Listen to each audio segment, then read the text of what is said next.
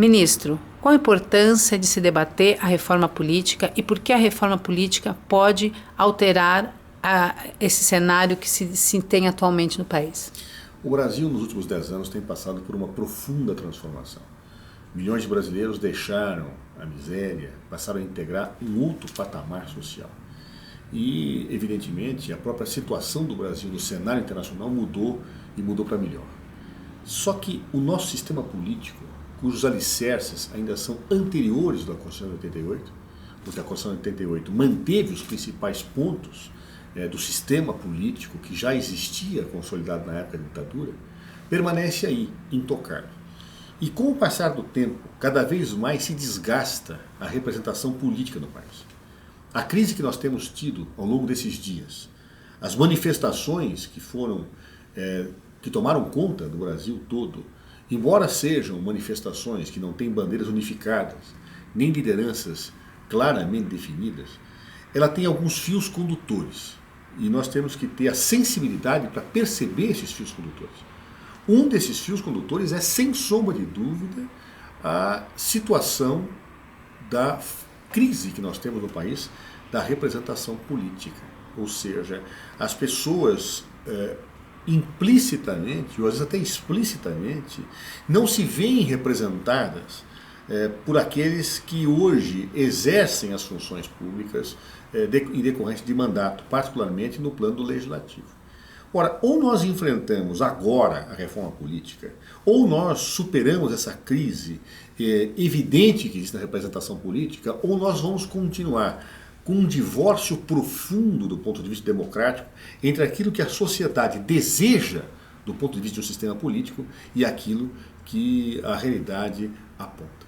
O nosso sistema político ele é anacrônico, ele gera corrupção, ele torna difícil a governabilidade, ele produz partidos frágeis, produz muitos partidos que não têm identidade política e ideológica.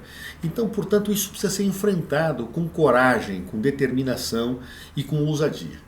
O Partido dos Trabalhadores sempre teve uma posição pela reforma política com algumas premissas que são fundamentais, dentre elas a própria questão do financiamento público de campanha. E o que vem a ser esse financiamento público de campanha?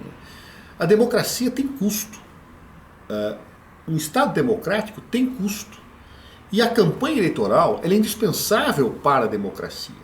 Ora, na medida em que o Estado custeia a democracia, o custear transparente, limitado, controlado, decidido coletivamente sobre financiamento público, sobre o financiamento da campanha eleitoral, óbvio, dá mais isonomia, dá possibilidade de controle efetivo do gasto e permite mais do que nunca enfrentar esta porta aberta de corrupção que existe no nosso sistema, que é exatamente o financiamento privado das campanhas eleitorais.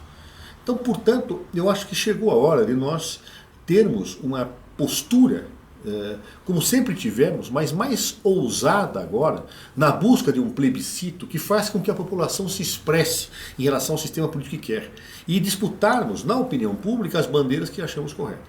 Essa é a razão pela qual eu faço essa breve saudação ao setorial jurídico do PT. Eu gostaria de estar aí, não vou poder estar porque tenho que ficar em Brasília, mas garanto a vocês que a minha posição, que sempre foi favorável à reforma política, cada vez mais se consolida e me somo a essa iniciativa partidária para que nós possamos juntos lutar por esse plebiscito e lutar por um novo sistema político para o nosso país, que dê mais democracia, que permita a possibilidade de nós superarmos esta atual crise de representação política no país e, evidentemente, atuarmos com o nosso partido na linha de construção que nós sempre atuamos.